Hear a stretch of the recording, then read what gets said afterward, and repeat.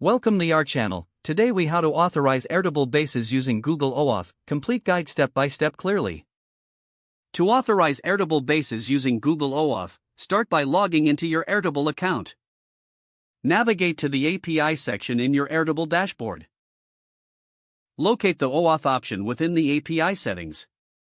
Click on Create a new OAuth application to begin the setup process. Fill in the required fields, including the application name and description. Select the correct redirect URL as required by your application. This URL is essential for Google to redirect users after authentication. Next, you will be prompted to set up your Google Cloud project. Go to the Google Cloud console and create a new project. Once the project is created, navigate to the APIs and Services section. Enable the Google Drive API for your project. Return to the APIs and Services dashboard and click on Credentials.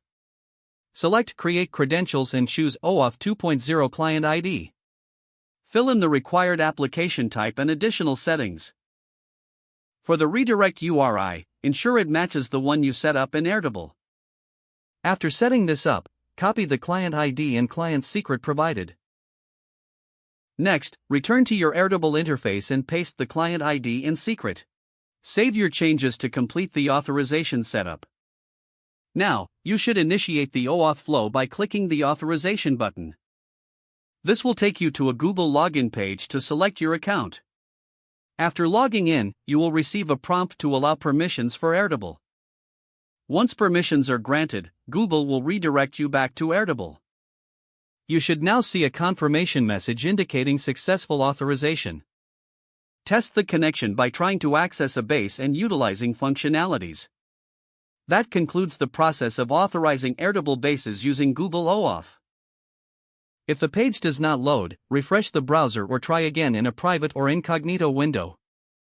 Make sure you are using the correct email address, then retype it carefully to avoid small typos. If your password is not accepted, use the reset option and create a new strong password you can remember. Check your spam folder for verification or security emails, then complete any requested confirmation steps. Enable two-factor authentication if available to improve account security and reduce unauthorized access risk.